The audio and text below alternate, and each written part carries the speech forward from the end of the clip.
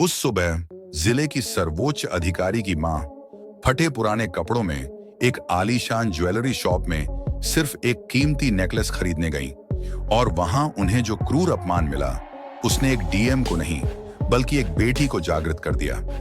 जब गहनों की चमक फीकी पड़ गई और मालिक ने थप्पड़ मारा तो क्या सत्ता और न्याय का संतुलन बिगड़ गया?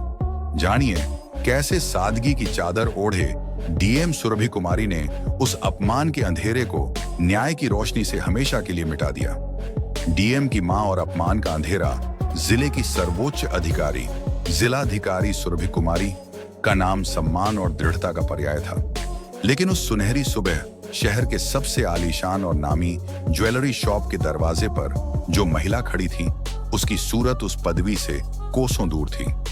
डीएम की मां जो कभी इस जिले की शक्ति का स्रोत थी आज एक साधारण फटे पुराने मगर साफ सुथरे कपड़ों में थी। उनके चलने की गति में वर्षों का शारीरिक और मानसिक संघर्ष झलकता था। एक थकी हुई चाल जो जमीन से चिपकी हुई सी प्रतीत होती थी। शॉप के अंदर का माहौल सोने और हीरे की चमक से दमक रहा था।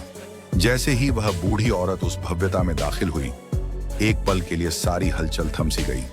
ग्राहक जिनकी आंखें महंगे आभूषणों पर टिकी थीं अब एक ही दिशा में घूम गईं। उस साधारण सी आकृति पर कानाफूसी का एक धीमा फुसफुसाहट चक्र शुरू हो गया। ये कौन आ गया? लगता है रास्ता भटक गई। कहीं यह भिखारी तो नहीं है? इसे अंदर किसने आने दिया? बूढ़ी मां ने हर घूरन और हर फुसफुसाहट को महसूस किया जैसे वे नुकीले पत्थर हों, पर उन्होंने अपनी आंखें नीचे नहीं की। हिम्मत बटोरकर उन्होंने अपने मैले पल्लू को कसकर पकड़ा और धीरे धीरे काउंटर की ओर बढ़ी। उनकी आवाज में वही विनम्रता थी जिसने उनकी बेटी को लाखों लोगों का प्रिय बनाया था। एक ऐसी विनम्रता जो वास्तविक शक्ति से उपजी थी, दिखावे से नहीं।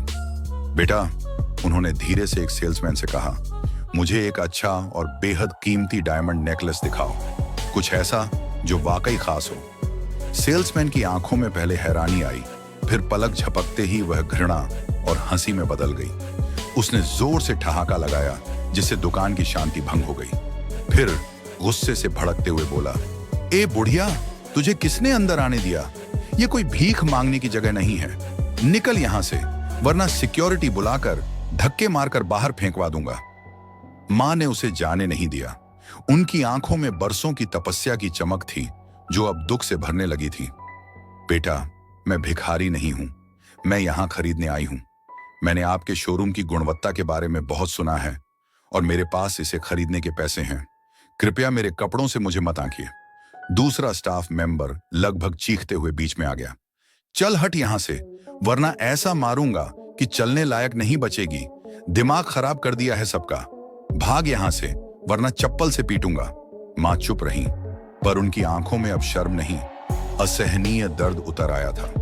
वह लगभग कांप रही थी, पर आवाज में मजबूती लाई। बेटा, तुम्हें मेरी हालत से गलतफहमी हो सकती है, पर मैं सच कह रही हूं। मैं किसी की मां हूं और नेकलेस खरीदने ही आई हूं। ग्राहक अब खुलकर हंस रहे थे। ये बुढ़िया तो पगला गई है, डायमंड खरीदेगी। तभी एक कर्मचारी भागा और शॉप के मालिक को बुला लाया। मालिक आते ही उसने जैसे ही मां को देखा उसका गुस्सा 7वें आसमान पर पहुंच गया। ये कौन भिखारिन घुस आई है? इसे यहां किसने आने दिया? निकालो इसे बाहर। क्या मजाक बना रखा है? मां ने हाथ जोड़े। भाई साहब, मैं मजाक नहीं कर रही। मुझे नेकलेस चाहिए और मेरे पास पूरे पैसे हैं। अगर मैं गरीब होती तो इस दुकान तक आने की हिम्मत ही नहीं करती। मालिक ने आपा खो दिया। बकवास बंद कर, हमारे पास फालतू बातों के लिए वक्त नहीं है। यहां से निकल जा, वरना खुद तमाचा मारकर बाहर फेंक दूंगा। और उसने सच में एक जोरदार क्रूर थप्पड़ बूढ़ी औरत के गाल पर जड़ दिया। आसपास खड़े लोग सन्न रह गए। फिर 2 सुरक्षा गार्ड आए और उन्होंने बेरहमी से खींचते हुए उसे दुकान से बाहर निकाल दिया। यह शर्मनाक दृश्य दुकान के सीसीटीवी कैमरे में कैद हो गया, जो जल्द ही उनके भविष्य का सबसे बड़ा पछतावा बनने वाला था। मां का हृदय और बेटी का संकल्प। गली में अकेली बैठी मां फूट फूट कर रोने लगी। आंसू रुक नहीं रहे थे। घर लौटते हुए वह बुदबुदा रही थी। मैंने अपनी बेटी को भीख मांग मांग कर पढ़ाया, पेट काट कर उसे डीएम बनाया। अगर उसे पता चला कि उसकी मां के साथ ऐसी बेइज्जती हुई तो उसके दिल पर क्या बीतेगी। मेरी बेटी कितनी बड़ी अफसर है और आज मैं उसकी मां होकर अपमान के कड़वे घूंट पी रही हूं। उस रात मां ने करवटें बदली। अपमान की वह याद चाकू की तरह दिल में चुभ रही थी।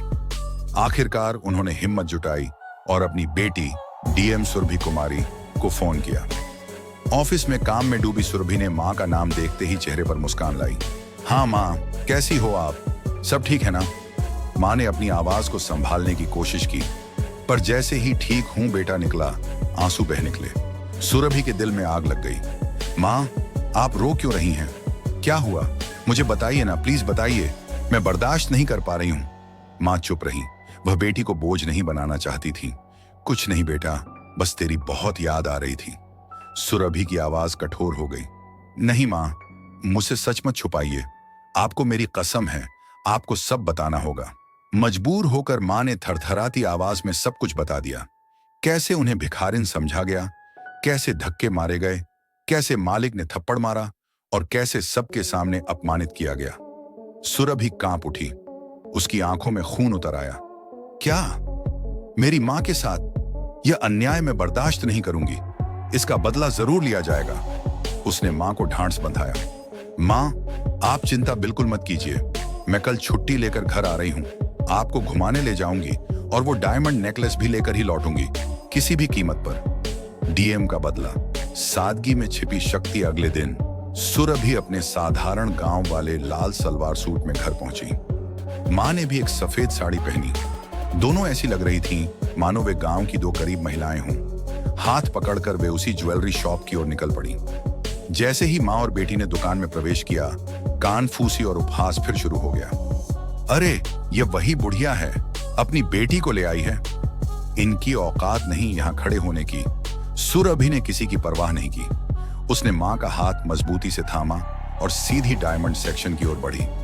मैडम, सुरभि ने विनम्र पर दृढ़ आवाज में कहा, हमें एक डायमंड नेकलेस चाहिए, कृपया दिखाइए। वही स्टाफ लड़की झुंझलाहट में बोली, अरे आप लोग फिर आ गईं। कल तमाशा कर गई थी, आज बेटी को ले आई। सुनो, तुम दोनों में इतनी औकात नहीं है कि यहां से कुछ खरीद सको। निकल जाओ यहां से। सुरभि ने गहरी सांस ली। देखिए मैडम, हमारी औकात का अंदाजा हमारे कपड़ों से मत लगाइए। जो कहां है बस वह कीजिए, हमें नेकलेस दिखाइए। स्टाफ और चिढ़ गई। हमें पता है कौन क्या खरीद सकता है। तुम लोग तो छूकर भाग जाते हो। यहां तमाशा करने मत आओ, वरना सिक्योरिटी बुलाकर धक्के मारकर बाहर निकाल दूंगा। बस। सुरभि का संयम टूट गया। उसने ठंडी गूंजती आवाज में कहा, देखिए, औकात की बात मत कीजिए। हमारी औकात इतनी है कि हम चाहें तो आपका पूरा ज्वेलरी शॉप खरीद लें। बकवास बंद कीजिए और हमें ज्वेलरी दिखाइए।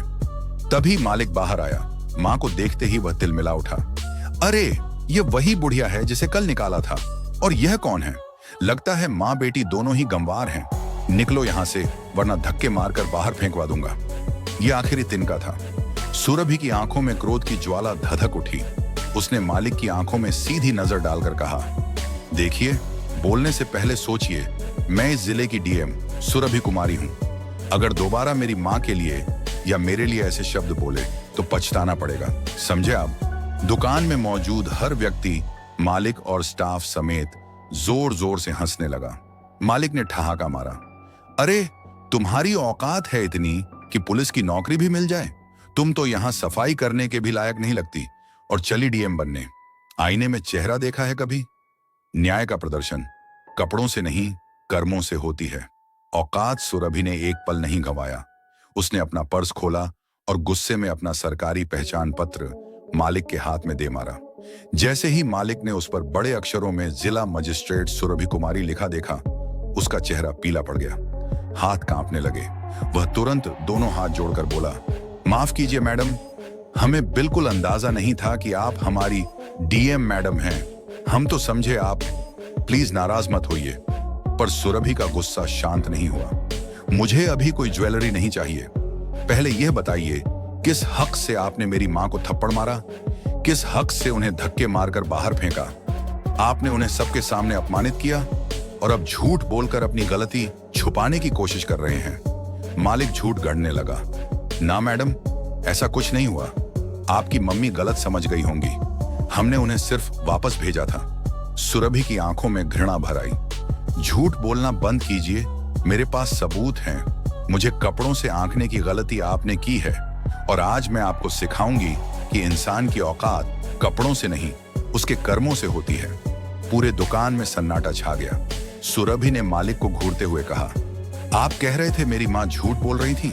चलिए सबूत देखते हैं, आपके सीसीटीवी फुटेज दिखाइए।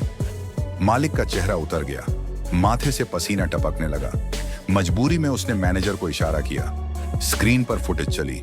जैसे ही सुरभि ने फुटेज देखी, उसका दिल बैठ गया। साफ दिख रहा था मालिक का निर्दयी थप्पड़, गार्डों का धक्का और भरी दुकान में मां का अपमान। आंखों में आंसू भर आए, पर अगले ही पल सुरभि की आंखों में न्याय की अग्नि भड़क उठी। वाह, आप लोगों ने मेरी मां के साथ ऐसा सलूक किया सिर्फ इसलिए कि उनके कपड़े साधारण थे। अगर कोई यहाँ ज्वेलरी देखने आता है तो उसे दिखाना आपका काम है। वह खरीदे या ना खरीदे, यह उसकी मर्जी है। आप कौन होते हैं किसी के चेहरे और कपड़े देखकर हैसियत तय करने वाले? सभी स्टाफ और ग्राहक सिर झुकाए खड़े थे। सुरभि ने आगे कहा, जो आपने किया वह माफी के लायक भी नहीं है। यह कानूनी अपराध है। मैं आप सब पर महिला के साथ दुर्व्यवहार और अपमानजनक व्यवहार के लिए केस दर्ज कराऊंगी। आप सबको जेल भेजा जाएगा और यह मैं खुद करवाऊंगी। मालिक घुटनों के बल गिर पड़ा। मैडम प्लीज हमें माफ कर दीजिए। अगर पता होता कि यह आपकी मां है, सुरभि ने बीच में टोका। अगर वह मेरी मां नहीं होती तो क्या तब उनका अपमान करना ठीक था? इंसान को इज्जत उसके रिश्ते या पद से नहीं, बल्कि उसके इंसान होने की वजह से मिलनी चाहिए। मालिक रोते हुए बोला, हमें अपनी गलती का एहसास हो गया है। हम कसम खाते हैं आगे से हर ग्राहक के साथ सम्मान से पेश आएंगे। सुरभि ने कुछ क्षण आंखें बंद की, फिर गहरी सांस लेकर कहा, ठीक है, मैं अभी केस दर्ज नहीं कराऊंगी, लेकिन सुन लो, अगर दोबारा इस दुकान में किसी ग्राहक के साथ ऐसा हुआ तो मैं व्यक्तिगत रूप से आकर आप सभी को जेल भिजवाऊंगी और तब माफी का कोई मौका नहीं मिलेगा। समझ गए? मालिक और स्टाफ ने एक साथ हाथ जोड़कर कहा, जी मैडम, हमें सबक मिल गया है। जब सुरभि और उसकी मां दुकान से बाहर निकली तो पूरा स्टाफ आदर से सलाम कर रहा था।